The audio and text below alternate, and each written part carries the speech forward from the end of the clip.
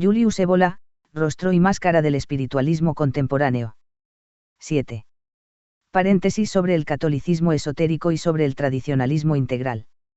Ya hemos destacado que una de las causas que han propiciado la difusión del neoespiritualismo es el carácter mismo de la religión que ha predominado en Occidente, el cristianismo y, en particular, el catolicismo. Con su doble aspecto de sistema teológico ritual y praxis devocional moralizante, el catolicismo parece ofrecer muy poco para satisfacer la necesidad de lo sobrenatural, experimentada por muchas personas en los últimos tiempos. Estas personas han buscado fuera del cristianismo lo que no encontraban dentro, entre doctrinas que parecían prometer algo más. El espiritismo, que ofrecía dialogar con los espíritus, contemplaba lo sobrenatural como experiencia, mientras que el catolicismo, caracterizado por la pretensión de poseer en exclusiva y sobre cualquier otra religión, una verdadera teología de lo sobrenatural, contempla a Dios como un ser personal separado y muy por encima del mundo natural. Esta teología difería de cualquier otra en que el Dios persona parecía ser insuficiente para admitir una relación dual de yo a tú, entre la criatura y el Creador. Ciertamente, junto a esto, existe una mística cristiana y, por lo demás, el catolicismo ha conocido órdenes monásticas que pretendían cultivar una vida de pura contemplación.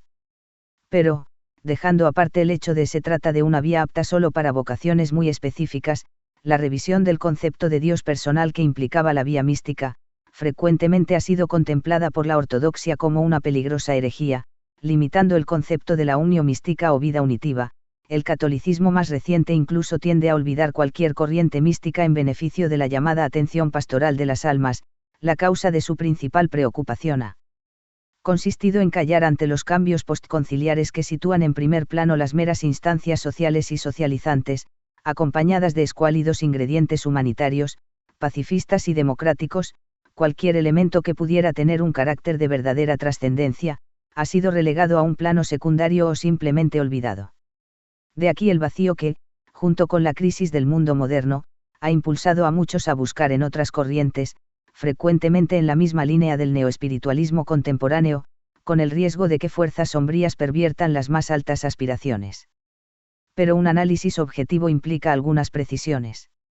El primer cristianismo se nos presenta como una típica religión del Kali Yuga de la Edad Oscura, época correspondiente a la enseñanza occidental de la Edad del Hierro, de la que Hesíodo dijo que el destino de la mayoría era extinguirse sin gloria en el Hades. La predicación cristiana, dirigida originariamente a los desheredados y a los que carecían de tradición en el mundo romano, terminó generando un tipo humano muy distinto al que contemplaban tradiciones de nivel más elevado, un tipo cuya relación y acceso a lo divino se encontraba en una situación desesperada. De esta manera, la predicación tomó la forma de una doctrina trágica de salvación. Se afirmó el conocido mito del pecado original y, para remediarlo, se indicó una alternativa de salvación o perdición eterna, que debía dirimirse de una vez y para siempre sobre esta tierra. La alternativa quedaba, finalmente dramatizada con representaciones impresionantes del más allá y visiones apocalípticas. Era una manera de provocar en ciertas personas una tensión extrema, una ansiedad, que asociada especialmente al mito de Jesús, entendido como Redentor, podía dar sus frutos, si no en esta vida, sí, al menos, en el momento de la muerte o en el postmortem, en tanto que los medios indirectos que actúan sobre la emotividad humana llegaran a modificar en lo más profundo la fuerza fundamental del ser humano. Al dirigirse a un mayor número de personas, el catolicismo ha atenuado en cierta medida la crudeza extremista de sus ideas originarias, preocupándose de suministrar apoyo a los hombres en favor de la personalidad humana, cuyo destino sobrenatural reconoce, y de ejercitar una acción sutil sobre su ser más profundo, mediante el rito y el sacramento. En este contexto pueden indicarse algunos aspectos pragmáticos del catolicismo. Ciertos principios de la moral católico-cristiana, los de humildad, caridad y renuncia al propio deseo, entendidos en forma y lugar justos, podrían haber sido formulados como un correctivo a la autoafirmación individualista muy acusada en el hombre occidental. La misma limitación sobre el plano intelectual y la correspondiente humanización de toda perspectiva, pudo haber aconsejado presentar tal doctrina bajo la forma de dogma, sometida a una autoridad situada más allá del intelecto común, pero que a un nivel más alto, pudo suponer en cambio, conocimiento, evidencia directa, gnosis. Es posible que por razones similares se haya considerado oportuno hablar de revelación y de gracia, a fin de subrayar el carácter trascendente de lo verdaderamente sobrenatural respecto a la posibilidad de un tipo humano caduco, que debía manifestarse cada vez más inclinado a todo tipo de prevaricaciones racionalistas y humanistas. Finalmente, ya hemos mencionado que, en un marco teísta, las relaciones de la fe con la distancia que deja subsistir, aunque verdaderamente limitan, en tradiciones más estrictas tales relaciones han sido consideradas solamente para los estratos inferiores de una civilización, pueden garantizar la integridad de la persona, que, en comparación con místicas panteístas y con excesos sin límites en lo suprasensible, pueden no encontrar un terreno firme.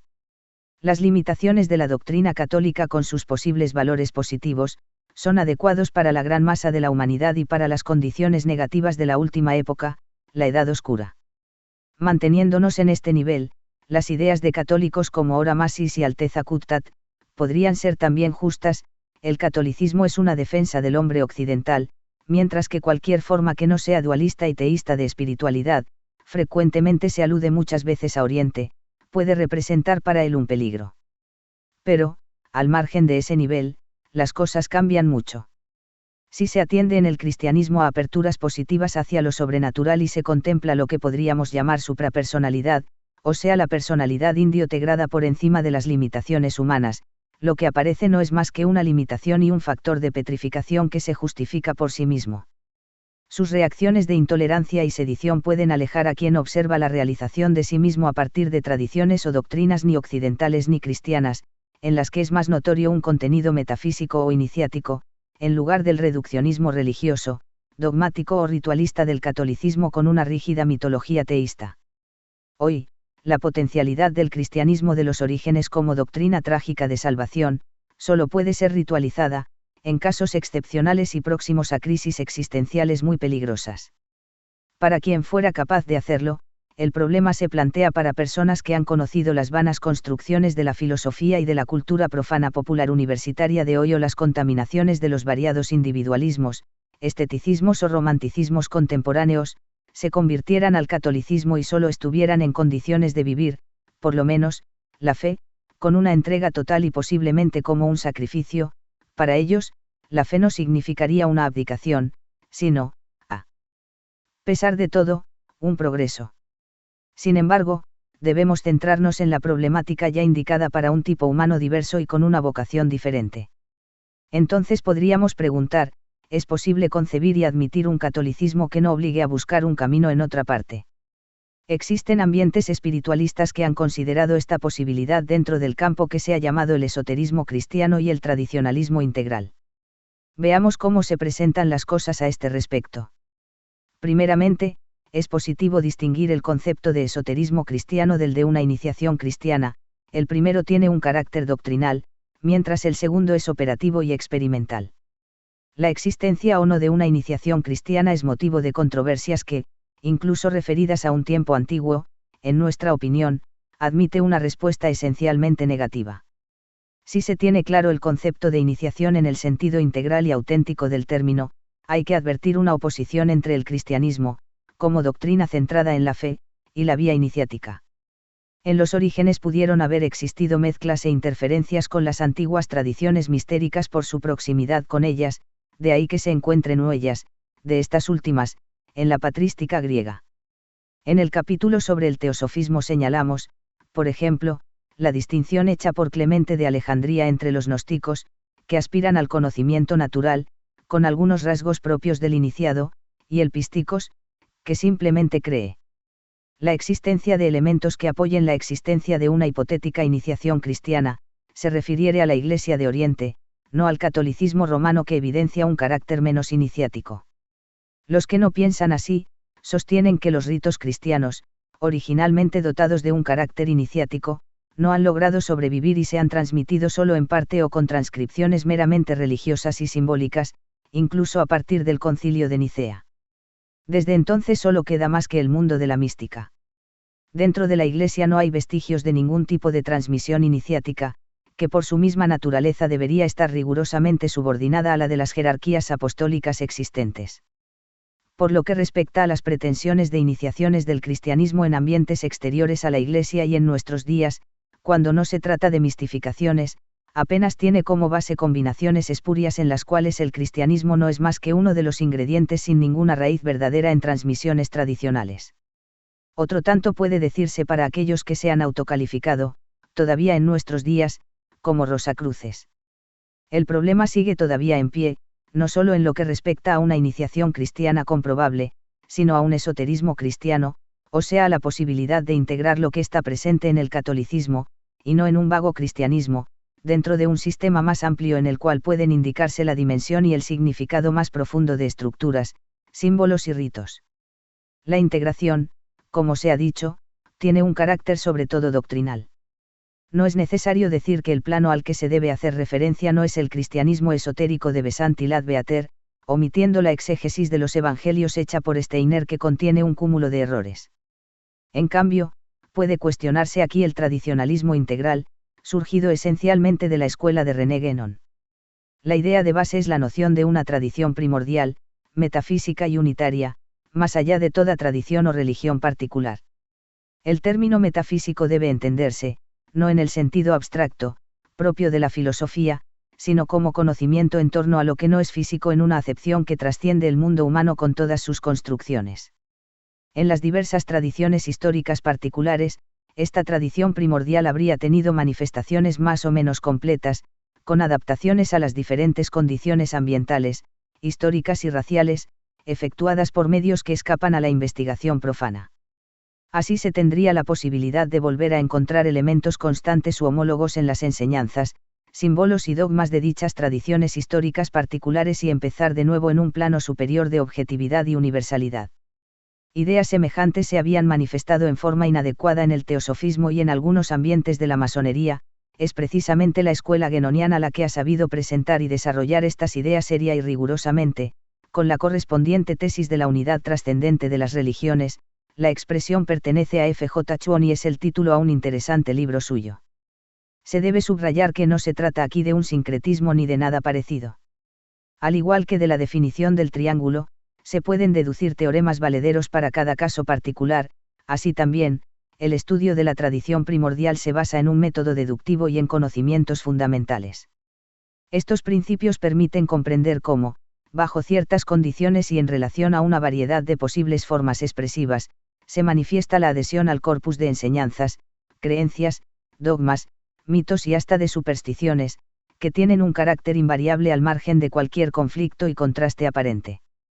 Pues bien, la primera integración esotérica del catolicismo consistiría precisamente en esto, partiendo de las doctrinas y de los símbolos de la Iglesia, habría que saber percibir lo que en ellas va más allá del catolicismo, para adquirir un rango verdaderamente católico, es decir, universal. Católicos en griego quiere decir universal, recurriendo a relaciones esclarecedoras de carácter, que podríamos llamar, intertradicional. Esto permitiría, no una alteración de las doctrinas católicas, sino la valorización de sus contenidos esenciales sobre un plano superior al de la simple religión, sobre un plano metafísico y con perspectivas realizables que puedan ayudar a quien aspire a lo trascendente. Para ello se requiere no invertir el procedimiento, como desgraciadamente sucede cuando se asume como elemento primario las doctrinas católicas en sus limitaciones específicas y se justapone a alguna relación tradicional. Son, en cambio, estas relaciones las que deberán constituir el elemento primario y el punto de partida. No es necesario decir que únicamente en esta perspectiva tradicional, o supratradicional, podría ser válido el axioma de la Iglesia, quod ubique, quod ave omnibus et quod semper, y no en el nivel de cierta apologético católica que se podría muy bien llamar modernista. Esta, desde sus principios ha insistido fanáticamente en el carácter de novedad y en la imposibilidad de repetición del cristianismo, aparte de las anticipaciones que se refieren al pueblo hebreo como elegido por Dios. La novedad puede ser concebible solamente en lo que se refiere a la adaptación de una doctrina que es nueva solo en tanto que se adapta a las nuevas condiciones existenciales e históricas. Para poder afirmar con sensatez el axioma católico antes indicado, la actitud debería ser la opuesta, en lugar de insistir sobre la novedad de las doctrinas, como si se tratase de un honor, debería destacarse su antigüedad y perennidad, sería necesario mostrar precisamente la medida en que pueden obtenerse, en su esencia, un conjunto ordenado de enseñanzas y de símbolos verdaderamente católicos, igual universales, para no limitarse a ningún tiempo o fórmula particular, midiéndose con cada una. De ellas, tanto en el mundo precristiano como en el no cristiano, occidental u oriental, ya sea en tradiciones extinguidas o pasadas bajo formas complicadas y oscuras, como es el caso para creencias frecuentemente conservadas entre los mismos pueblos salvajes. El catolicismo admite la idea de una revelación primitiva o patriarcal hecha al género humano antes de que sobreviniera el diluvio y la dispersión de los pueblos. Pero el catolicismo no ha hecho uso de ninguna de estas ideas que lo llevarían más allá de las limitaciones ya conocidas. La única excepción es quizá la del etnólogo católico, el padre W. Smith, quien en su valiosa obra titulada La idea de Dios aprovechó, precisamente, la etnología. El catolicismo corriente sigue teniendo, por lo tanto, los rasgos de un círculo cerrado unido a un exclusivismo sectario. En cuanto al origen de los contenidos que en el catolicismo se muestran susceptibles de una interpretación tradicional y a la singularidad de tantas equivalencias en mitos, nombres, símbolos, ritos, fiestas y así sucesivamente, con muchas otras tradiciones, hacen pensar en algo más de una simple casualidad. Pero, aquello a lo que pueden conducir las investigaciones empíricas e históricas o el concepto de los teosofistas, que suelen ver en todas partes la acción personal de maestros y de grandes iniciados, es muy simplista. En cambio es útil tener en cuenta una acción no perceptible y no ligada necesariamente a personas, una influencia subliminal que pudo hacer actuado sobre los constructores de la tradición católica sin que éstos lo sospecharan, estos, inclinados muchas veces, a hacer todo lo contrario o dejarse impulsar por circunstancias exteriores, inconscientemente se transformaran en instrumentos de la conservación de la tradición, de la transmisión de algunos elementos de una sabiduría primordial y universal que, tal como dice Guénon, permanecen en estado latente dentro del catolicismo, ocultos bajo una forma religiosa, mística y teológicamente dogmática. Por lo demás, una idea semejante podría ser aceptada en parte por la ortodoxia católica, a condición de que comprendiera en términos más concretos la acción del Espíritu Santo que, a lo largo de la historia de la Iglesia, habría desarrollado la revelación primitiva estando presente sin ser vista como inspiración en todos los concilios. En la formación de cada gran corriente de ideas se debe tener en cuenta lo que pueda ser atribuido a influencias del género mucho más de cuanto el hombre común puede imaginar. Desde el punto de vista del catolicismo actual, aparece una seria dificultad para la integración tradicional de la que hemos hablado. Nos referimos a la personalidad del fundador de esta misma religión, Jesucristo, y a la idea, ya mencionada, de que su persona, su misión y su mensaje de salvación presentan un carácter único y decisivo en la historia universal. Aquí está, precisamente, la pretensión de exclusividad católica, idea que resulta inaceptable y que, mientras constituye el primer artículo de fe para el cristianismo en general. La misma concepción de la función salvadora o redentora del Jesucristo histórico, en la medida en que es presentada en los términos de una expiación vicaria, es decir, de expiación por parte de un inocente, de culpas cometidas por otros, en este caso del pecado original que recae sobre la raza de Adán, presenta un absurdo intrínseco. Lo supuesto aquí constituye, en el fondo, una concepción materialista y determinista de lo suprasensible. En efecto, la teoría de que una culpa no puede ser cancelada si alguno no la expía, implica por lo tanto el reconocimiento de una clase de determinismo o fatalismo, de una especie de karma, como si la culpa hubiera creado un género de carga de la que en cualquier caso hay que liberarse, si no sobre uno, al menos sobre otro, valiendo el sacrificio de un inocente o de un extraño que, objetivamente, expía la culpa del reo. Todo esto entra en un orden de ideas muy distante de aquella religión de la gracia y de la libertad sobrenatural que desearía ser el cristianismo en oposición a la antigua religión hebraica farisea de la ley.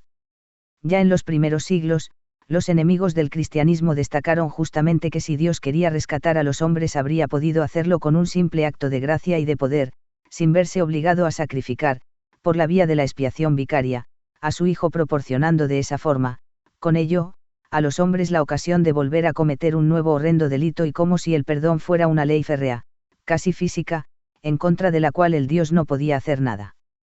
Esto dice mucho sobre las dificultades que surgen para quien se mantiene en la línea exotérica religiosa y no sabe separar el lado interior y esencial de la doctrina de los motivos que proceden de concepciones inferiores y que solo sobre la base de exigencias sentimentales, sacrificio divino por la humanidad, amor, etc., han podido pasar a primer plano y constituirse en artículos de fe dentro del catolicismo. Con relación a las narraciones de los evangelios, el problema de la realidad histórica es, en el fondo, poco relevante. Desde el punto de vista considerado aquí, sería también importante establecer la medida en que la vida de Jesús, de la misma manera que en los mitos relativos a semidioses o héroes del mundo pagano, puede ser interpretada también como una serie de símbolos que se refieren a fases, estados y actos del desarrollo del ser conforme a un camino previamente determinado. Hemos dicho también porque determinados acontecimientos o figuras de la historia y ciertas convergencias ocultas pueden hacer que la realidad sea símbolo y que el símbolo realidad. De esta manera la vida de un ser real puede tener simultáneamente el valor de una dramatización o sensibilización de enseñanzas metafísicas, casi como en las representaciones dramáticas de los misterios clásicos, destinadas a despertar en los iniciados emociones profundas, aptas para encaminarlos a realizar ellos mismos determinadas transformaciones de su ser. Solamente que desde el punto de vista esotérico lo que tiene más valor en las interferencias casuales entre símbolo y realidad, no es el aspecto realidad, el cual, en esta perspectiva, tiene un carácter instrumental y contingente, sino su aspecto simbólico, mediante el cual es posible alcanzar algo universal, suprahistórico e iluminador. Ya desde los tiempos de los padres de la Iglesia se había concebido una interpretación simbólica de los Evangelios y, en parte también, del Antiguo Testamento, pero la interpretación siempre se detuvo en un plano moral y como máximo místico devocional, del que ha derivado la llamada imitación de Jesús, en la que, junto a los hechos históricos, Jesús es representado exactamente como un modelo a reproducir y guía de un camino. Sin embargo, debe hacerse notar que atribuir a Jesús este significado, descuidando su realidad histórica y humana y la creencia en su acción mágica de redención de la humanidad, ha sido declarada una herejía. Por otra parte, también en los relatos de la imitación de Cristo y en el uso de esta figura subespecie interioritatis, bajo forma de interioridad, es necesario tener siempre presente la distinción entre el plano místico devocional y el de una realización metafísica, al que se puede también ensalzar, según las perspectivas del tradicionalismo integral. El hecho es que, en general, en el cristianismo el más alto ideal es siempre moral y no ontológico, correspondiente al santo y a la sanctificatio, y no en el de la divinificatio, divinización, a la cual alude la patrística griega, es el ideal de la salvación y no de la gran liberación. En cuanto a la interpretación esotérica, en términos de ciencia espiritual, se puede decir que es inexistente en la ortodoxia, incluso desde los primeros tiempos, casi exclusivamente los significados morales y alegóricos han sido los únicos tomados en consideración. El sentido de la Virgen, la llamada Inmaculada Concepción y el nacimiento del Niño Divino, la espera de la venida del Mesías, la curiosa relación por la que Belén, lugar del nacimiento de Cristo, se atribuye a Betel, nombre dado por Jacob al lugar donde, durmiendo sobre una piedra, tuvo la visión y el conocimiento del umbral de los cielos, caminar sobre las aguas, no exento de relación con San Cristóbal quien pasa por el río al niño Jesús, la transformación del agua en vino. Caminar por el desierto, subir al monte y hablar desde el monte, ser revestido con un manto regio y después desnudado, crucificado en medio de dos cruces, la lanzada en el corazón, el salir agua y sangre roja, el oscurecimiento del cielo y el abrirse la tierra, el infierno al que descendió Jesús para visitar, como Eneas, a los muertos, el hecho de que ningún cadáver fuera encontrado en el sepulcro y la resurrección y ascensión a los cielos. A la que siguió la venida del Espíritu Santificador, Pentecostés, y el don de las lenguas, la alusión al cuerpo espiritual y a la resurrección de la carne, el agua que quita para siempre la sed, el bautismo, no según el agua sino el fuego y el espíritu y, en fin, el no haberle roto los huesos y el juzgar a los vivos y a los muertos, el por qué fueron 12 los discípulos de Jesús y 3 los reyes magos, y su verdadero significado, el hecho de que fueran 40 días con sus respectivas noches las que Jesús pasó retirado en el desierto y 40, una vez más, las horas de permanencia en el sepulcro, y así sucesivamente, dar una explicación a todo ello subespecie interioritatis, uniéndolo sistemáticamente en una doctrina esotérica global, es una tarea que no puede resolverse mientras se ciña uno a las limitaciones de la fe, la devoción y cuanto es propio de la simple conciencia religiosa. Tal vez sea oportuno aludir brevemente a los milagros en tanto que, como ya se ha dicho, lo milagroso es para el espiritualismo moderno, sobre todo, lo que sorprende a los hombres. Admitir la realidad de los milagros, a partir de los realizados por Jesús, no significa ir muy lejos. Es conocido que los representantes de la antigua tradición romana no se escandalizaban ni se admiraban por los milagros atribuidos a Cristo, ya que en las antiguas civilizaciones han sido admitidas siempre algunas posibilidades extranormales, susceptibles también de una ciencia sui generis, magia en sentido estricto, para producir ciertos fenómenos. Solamente los librepensadores de ayer han cuestionado cosas de este tipo. Las plebes de todos los tiempos encuentran en el milagro un motivo para su fe. Pero el catolicismo, justamente, no se satisface con eso y distingue entre milagros y milagros, no tiene como criterio el fenómeno, sino la causa que lo provoca, y ésta, aun tratándose de un mismo fenómeno, puede ser muy diversa. El criterio católico para la distinción es bastante endeble. Decir que los fenómenos ocultos se deben a fuerzas diabólicas o a fuerzas latentes, pero siempre naturales, del hombre y de las cosas, mientras el verdadero milagro es debido a Dios, no es algo que, en la práctica, nos pueda suministrar prácticamente un criterio seguro. Por otra parte, se necesitaría precisar objetivamente los límites de la naturaleza y olvidar lo que escrito en los Evangelios, a propósito la capacidad del anticristo para producir señales de igual poder de aquellos que realizó el Hijo del Hombre. Condicionar el fenómeno a fines éticos o de conversión significa situarse en un nivel bastante bajo. El único elemento de cierta consistencia es que se requiera un significado, una fuerza iluminadora, que actúa en el fenómeno de manera esencial y, además, la presencia de una personalidad verdaderamente superior. Esto nos encamina al punto de vista metafísico, según el cual, un fenómeno es verdaderamente sobrenatural cuando presenta simultáneamente, como partes inseparables de un todo, tres aspectos: mágico, simbólico y de transfiguración interna. Caminar sobre las aguas, por ejemplo, es un símbolo esotérico que no es exclusivo del cristianismo, y relaciona un significado determinado con una condición de existencia concreta. Sobre las aguas equivale a decir sobre el desbordamiento de las formas, sobre el modo de ser de las naturalezas sujetas a transformación compuestas por un deseo que altera continuamente la vida y priva de cualquier estabilidad. Es posible pensar que, en determinadas circunstancias, la realización integral del significado de aquel símbolo en una personalidad concreta se acompañe de la realización de un poder mágico que confiera la posibilidad efectiva de caminar sobre el agua sin hundirse, de manera que el símbolo se transforma en realidad, que a su vez es símbolo, y se vuelve signo y testimonio, iluminando una realidad y una ley de orden superior. Se sabe que el ejemplo escogido corresponde a uno de los prodigios de los Evangelios. Otros del mismo tipo se podrían encontrar en ellos o en los textos de otras tradiciones.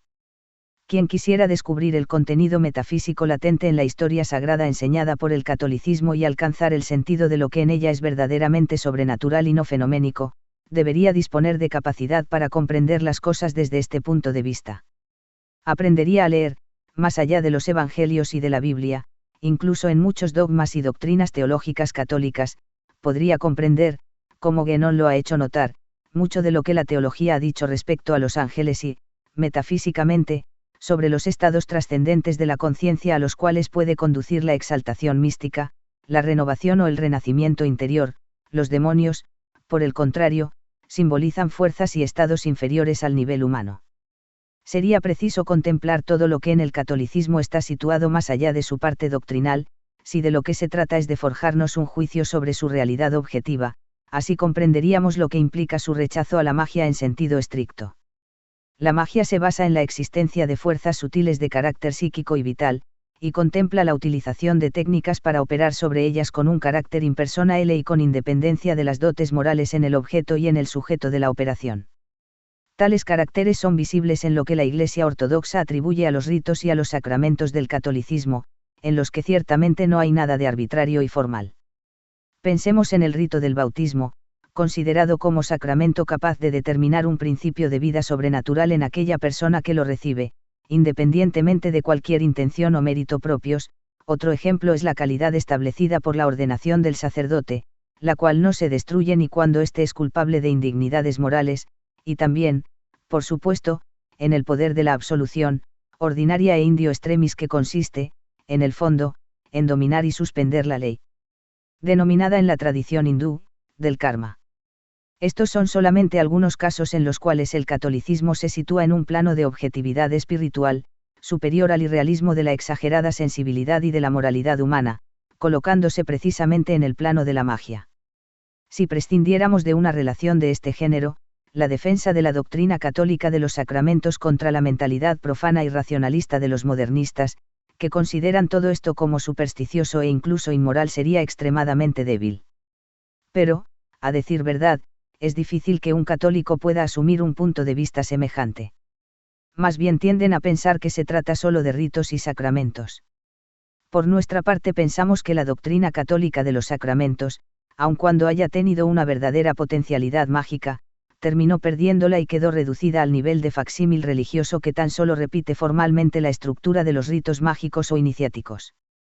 Precisamente en este contexto es examinada la doctrina calciotólica de los llamados efectos ex opere operato, independientemente de la disposición del ministro. En rigor, esta doctrina, si se entiende correctamente, establece el aludido carácter objetivo de las fuerzas que operan en el rito, las cuales, una vez determinadas las condiciones requeridas, actúan por sí mismas, creando un efecto necesario, independiente del sujeto y no ex opere operantis, teniendo en cuenta la disposición del ministro, casi como si se tratara de un fenómeno natural. Sin embargo, de la misma forma que se necesita que concurran ciertas condiciones en la realización de los fenómenos naturales, ocurre otro tanto con los efectos ex opere operato. Las estructuras del rito, en sí mismas, son tan ineficaces como las articulaciones y los mecanismos de una dínamo, a los que no llegue la energía eléctrica. Para operar, es decir, para crear ciertos efectos psíquicos conscientes o infraconscientes, el rito necesita ser vitalizado, o sea, precisa que exista una relación con el plano suprasensible, el cual suministra simultáneamente el conocimiento de los símbolos primordiales e inhumanos y la fuerza mágica que proporciona la eficacia a las operaciones rituales. A este aspecto, precisamente, se refiere la noción de Espíritu Santo, especialmente en los orígenes, cuando no había sido todavía objeto de la teología y podía tratarse de algo más. Sin esto, el corpus ritual y sacramental es una simple superestructura que coloca en primer plano todo aquello que es simple religión, fe y moralidad, tal como ha hecho coherentemente el protestantismo, desechando lo demás como algo superfluo.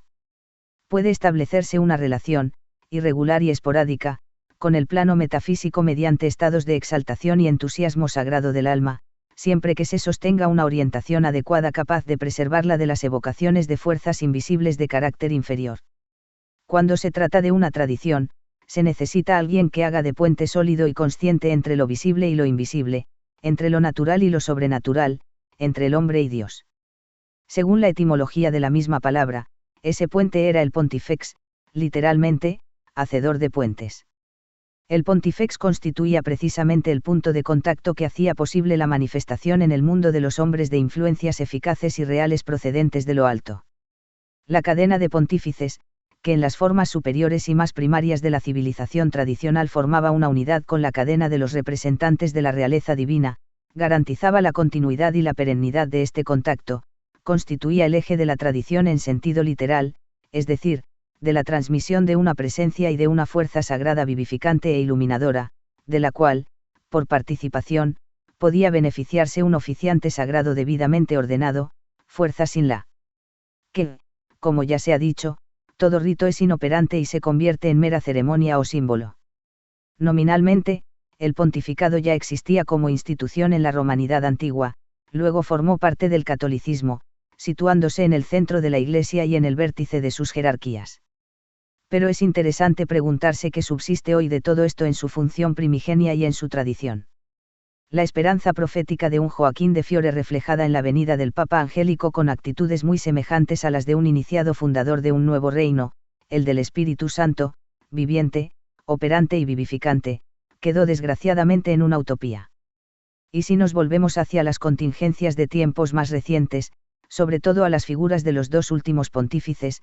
Juan XXIII y Paulo VI, en medio de un clima de renovación y modernización, con la creciente aversión hacia el integrismo católico y a los llamados residuos medievales, parece inclinar la balanza hacia un caos desastroso. En estas condiciones, dar una respuesta positiva a la cuestión que hemos formulado al principio, sobre las posibilidades de que el catolicismo pudiera proporcionar lo que muchos han buscado en otros lugares y que, a menudo, los ha empujado a confusiones y errores del neoespiritualismo, es prácticamente imposible, por lo menos si se considera el problema desde un punto de vista más amplio.